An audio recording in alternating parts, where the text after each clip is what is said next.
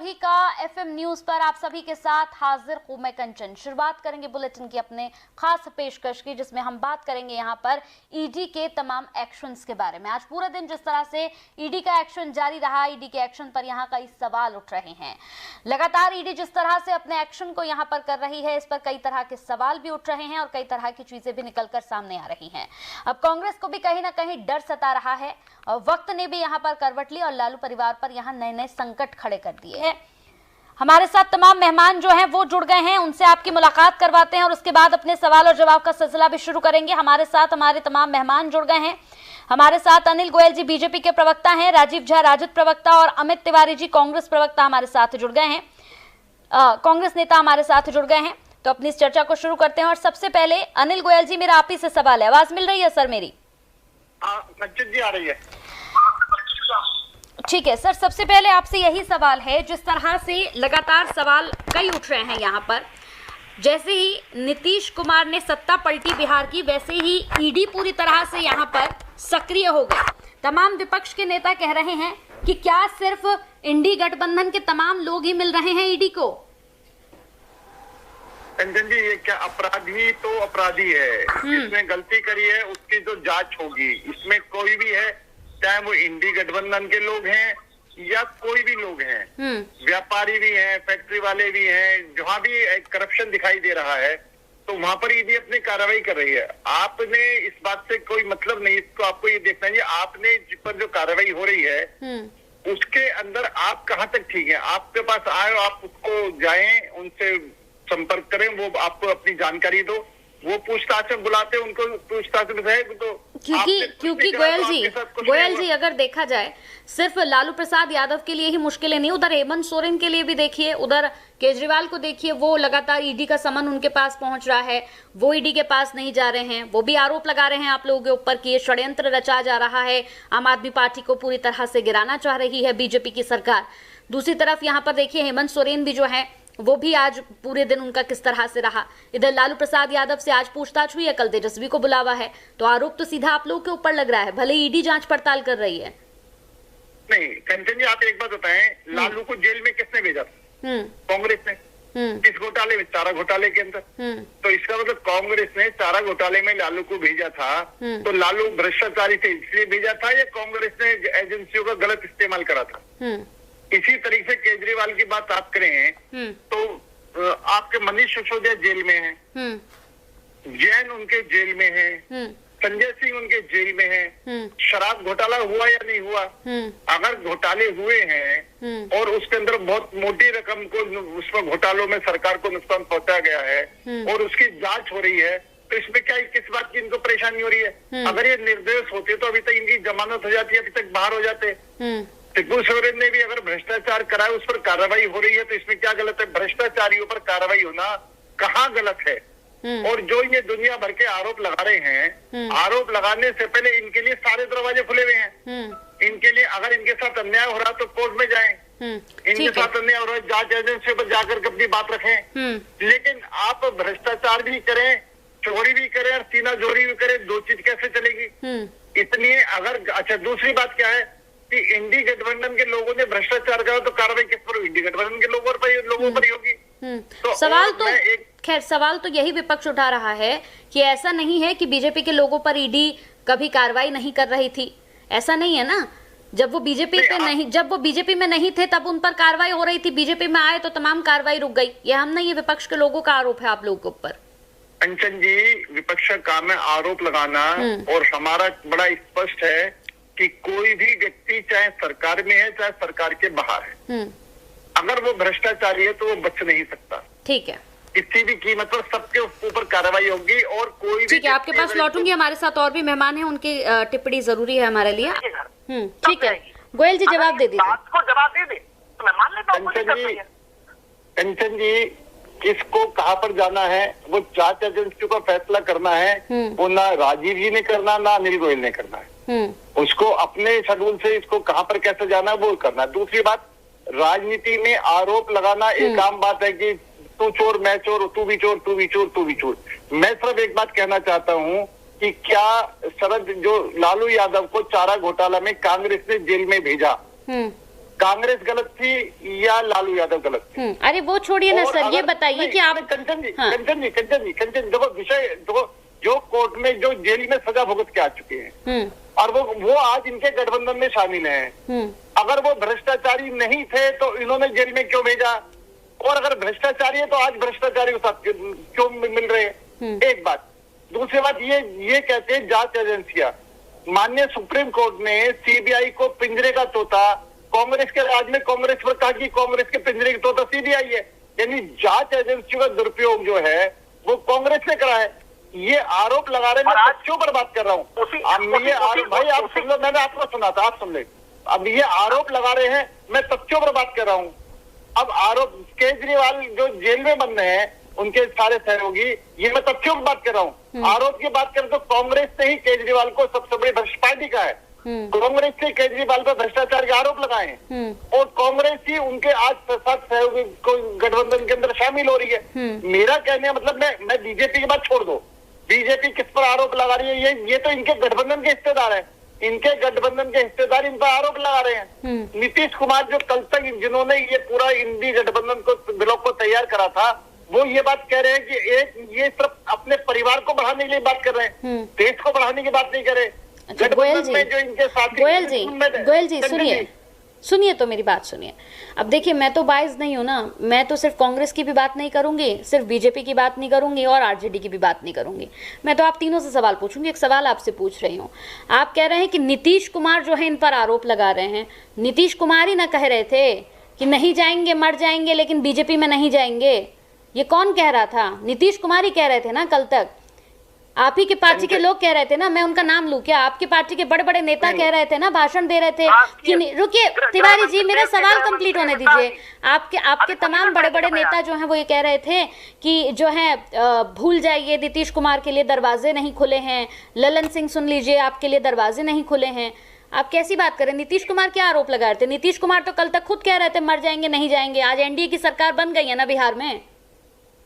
कंचन जी, मैं बड़ा स्पष्ट कह रहा हूँ कि नीतीश जी ने कहा था कि ये लोग जो हैं परिवार को आगे बढ़ाते हैं। कर्पूरी ठाकुर ने कभी परिवार को आगे नहीं बढ़ाया और ये लोग देश की नहीं सोच रहे, परिवार की सोच रहे। नीतीश कुमार सिर्फ अपना सोच रहे हैं। तुम चलो पहले मेरा निवेदन। और दूसरी बात क्या है कि इनके गठबंधन के साथी वहां पर पूरी तरीके से अपने आप के साथ अन्याय महसूस करे तो ये टूट रहे हैं। कोई बीजेपी नहीं तोड़ रहेगी इनका गठबंधन को बीजेपी क्यों तोड़ेगी? ये खुद ही टूट रहे हैं, इनके अंदर खुद ही आपस में गांठें पड़ी हुई हैं, जिसके जिम्मेदार खुद हैं। और अभी मीसा भारती का जो बयान आया है, मीसा भारती कह रही है कि मैं किसी को नहीं छोड़ूंगी, तो इसका मतलब कोई ना कोई राज अंदर भी और भी लोग छिपे हुए लोगों ने भ्रष्टाचार कर रखा है, जो कि मीसा भारती के अंदर कह दे। मीसा भारती जब खुलेगी तो हो सकता है इनका जो पाप का पिटारा है और ज्यादा फूटने की संभावना है। वो खुलेंगी तो किसका पाप का पिटारा होगा ये तो खैर वो मीसा भारती ही जानती होंगी। राजीव जी क्या कह रहे हैं? अनिल गोयल जी नहीं, सुनिए तो गोयल जी। अब मानिए कल नीतीश कुमार जी ने जैसे ही, अब जो फैसला नीतीश कुमार ने लिया होगा, ये ऐसा तो नहीं है कि आज सुबह नीतीश कुमार ने सोचा और तो शाम को सोचा और सुबह फैसला ले लिया, या फिर उन्होंने रात को सोचा सुबह शपथ ले लिया। ऐसा तो नहीं है, ये तो प्लानिंग थी, पूरी प्लानिंग चल रही थी इस चीज की। ये अचानक से कैसे ईडी का तुरंत समन पहुंचता है कि अभी यहाँ पर शपथ भी ले रहे हैं, उधर जो है ईडी का समन लालू प्रसाद यादव पर पहुंच गया? ऐसा तो नहीं है कि एक तरफ जैसे ही सत्ता गवाई वैसे ईडी की चढ़ाई लालू प्रसाद यादव पर शुरू हो गई? कंचन जी, लालू यादव का परिवार भ्रष्टाचार में लिप्त है, ये तो कांग्रेस ने भी इनके कांग्रेस। अरे आप कांग्रेस को छोड़ दीजिए ना गोयल जी, आप अपनी बात करिए। कंचन जी, मैं जो परिवार भ्रष्टाचार में लिप्त है, जांच एजेंसियां जांच करेंगी और उनके खिलाफ इससे पहले भी कार्रवाई हुई और अब भी कार्रवाई होगी, तो निश्चित तौर पर इसके अंदर कोई किंतु परंतु नहीं होना चाहिए। और जहाँ तक आरोप का सवाल है, राजनीतिक दल तो पूछ रहे हैं, अमित तिवारी जी पूछ रहे हैं अजीत पवार पर, अजीत पवार पर अरे आप बोल तो सुन तो ले, आ तो रहा हूँ। मुझको ये बताओ, खुद कांग्रेस के राहुल गांधी और सोनिया गांधी जमानत पर बाहर हैं और इनके राज में केस खुला है। आप अगर हमारी गलत है तो सारी जांच एजेंसी खुली हुई है, सारी जांच एजेंसी जांच के लिए खुली हुई है। ये उन पर कार्रवाई जांच नहीं है, ये उनके खिलाफ एक्शन क्यों नहीं लेते? इनके लिए कोर्ट खुली हुई है, इनके लिए जांच एजेंसी वहाँ पर जाकर बात करें। हमने कांग्रेस के राज में, ठीक है एक करके कांग्रेस के राज में इनके ऊपर केस करवाया, कांग्रेस के राज में केस करवाया, और सोनिया गांधी राहुल गांधी ने केस कराया। जमानत का बाहर है। अरे आज की बात क्यों करो? आप भ्रष्टाचारियों से किस बात की बात करेंगे? और दूसरी बात ये बार बार अजीत पवार की बात कहते हैं। मैं ये बताऊं, अगर ये 70,000 करोड़ की बात कर रहे हैं, इनके राज में अजीत पवार मंत्री था, इन्होंने क्या कार्रवाई करी? अरे हम क्या कर रहे हैं ना, हम तो कह रहे हैं आपने तो आदर्श स्थापित किया था ना, आपने तो चुनाव में मुद्दा बनाया था। आपने क्या कार्रवाई? ठीक है, आपस में ऐसे मत करिए, ऐसे आपस में नहीं, एक एक करके ठीक है, एक एक करके बात करें। और हम पर आरोप लगा रहे हैं और हम विश्वास करें, चाहे अजीत पवार हो या कोई भी हो, ठीक है, जो भ्रष्टाचारी होगा किसी को नहीं बख्शा जाएगा, किसी भी भ्रष्टाचारी को नहीं बख्शा जाएगा। एक एक करके बात करिए ना आप लोग। तिवारी जी एक एक करके। भ्रष्टाचार के खिलाफ, हम भ्रष्टाचार के खिलाफ हैं, हम परिवारवाद के खिलाफ हैं, और निश्चित तौर पर भ्रष्टाचार के अंदर बड़े से बड़ा कोई भी आदमी होगा, चाहे वो सत्ता में या सत्ता से बाहर है, किसी को भी नहीं बख्शा जाएगा। माननीय नरेंद्र मोदी ने कहा है। ठीक है, ठीक है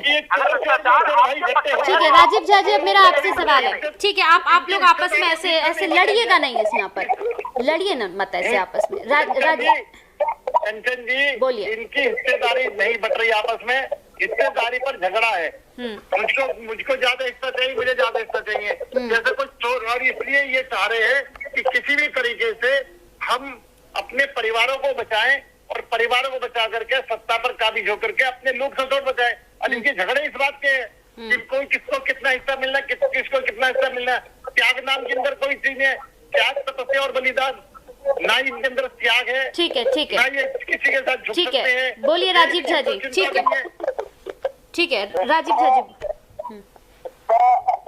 अपने लड़के को दे दिया है।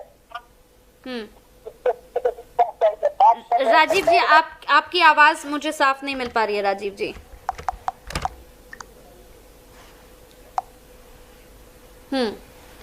ठीक है, लालू प्रसाद यादव को जिस तरह से आज बुलाया गया, तो कल का दिन जो है वो तेजस्वी के लिए है। कल तेजस्वी को बुलाया जा रहा है।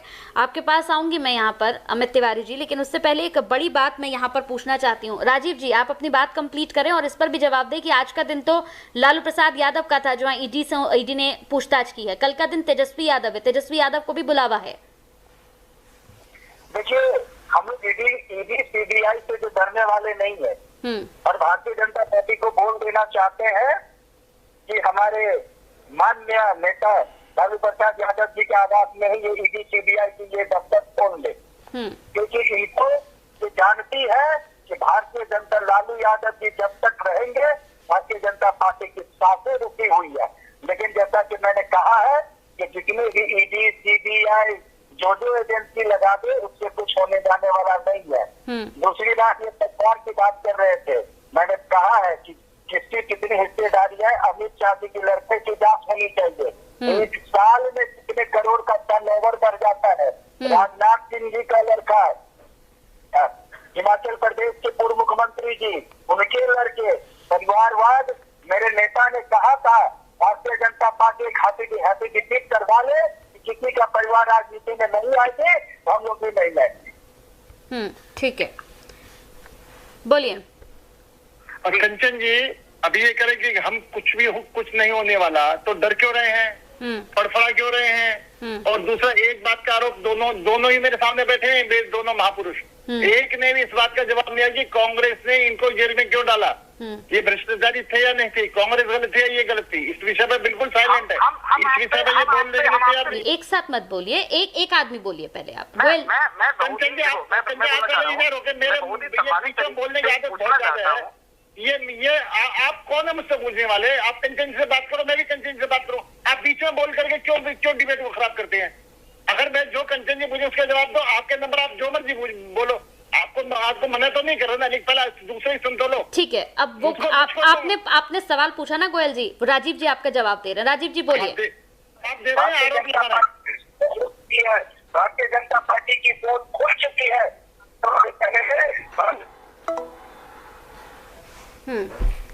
कंचन जी जवाब नहीं दे रहा, आरोप लगा रहे हैं, जवाब नहीं है इनके पास।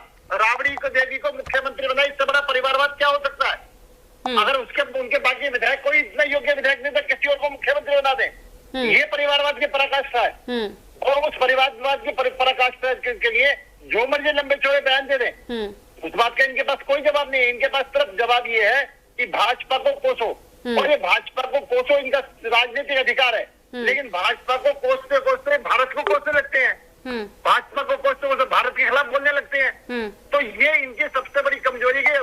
नरेंद्र मोदी गाली देते देते ये भारत को गाली देना शुरू कर देते हैं, भारत के खिलाफ बोलना शुरू कर देते हैं। तो निश्चित तौर पर जब ये इन्होंने भ्रष्टाचार करा है और ये भ्रष्टाचार में जाते जैसे भ्रष्टाचार, इनको किस बात का डर है? और इस तरीके से इनको डर नहीं है तो आराम से कहीं क्यों फड़फड़ा रहे हैं, क्यों शोर बचा रहे हैं? और दूसरी बात, अगर मान लो कोई भ्रष्टाचारी है और उस पर कार्रवाई नहीं हो रही है, जिस तरीके से कांग्रेस ने भ्रष्टाचार करा और उन पर कार्रवाई, कांग्रेस के राज में ही हमने इन दोनों पर सुब्रमण्यम स्वामी ने केस करा, कोर्ट में केस करा, मजबूर होकर के कांग्रेस के राज में इनके खिलाफ केस बनाया इंदिरा, तो वो सोनिया गांधी पर, राहुल के खिलाफ। आज जांच एजेंसी स्वतंत्र है, बिल्कुल निश्चित तौर पर अगर कहीं भी कुछ गलत हो रहा है तो इनको छूट है थाने में एफआईआर दर्ज कराने की, इनको छूट है धरना प्रदर्शन करने की, इनको छूट है जांच एजेंसी के सामने अपनी शिकायत दर्ज कराने की, इनको छूट है कोर्ट में जाने की। कहीं पर नहीं जाएंगे क्योंकि कुछ हुआ ही नहीं है। राजनीतिक विरोध करने के लिए भ्रष्टाचार भी है, दुनिया भर के आरोप लगाएंगे। राजनीतिक आरोप पर जांच एजेंसी काम नहीं करती, जांच एजेंसी तथ्यों के आधार पर काम करती। कंचन जी, मैं एक बात पूछना चाहता हूँ, जांच एजेंसियां कहाँ पर जाएंगी, कैसे जाएंगी, किस तरीके से जाएंगी, ये फैसला जांच एजेंसियों का है।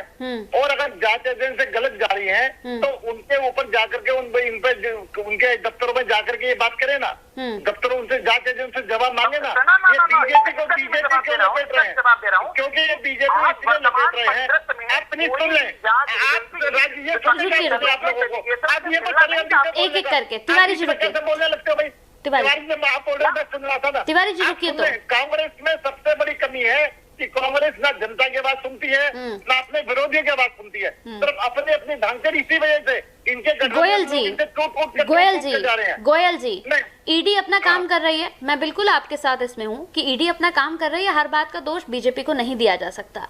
ईडी अपना काम कर रही है, लालू प्रसाद यादव पहुंचे ना पहुंचे, जवाब दे ना दे, आरोप लगे ना लगे, हर बात पर बीजेपी को क्यों घुसना है? फिर नहीं, हम कहाँ घुस रहे हैं? हर बात पे हम कंचन जी यही बात कह रहे हैं कि अगर इनके हिसाब से जांच एजेंसियां कुछ भी गलत है तो ये जांच एजेंसी के पास जाएं, अपनी बात रखें, अपनी शिकायत दर्ज कराएं, और जांच बिल्कुल विरोध करें। बात तो नहीं सुनती है उसका विरोध करें, कोर्ट में जाएं।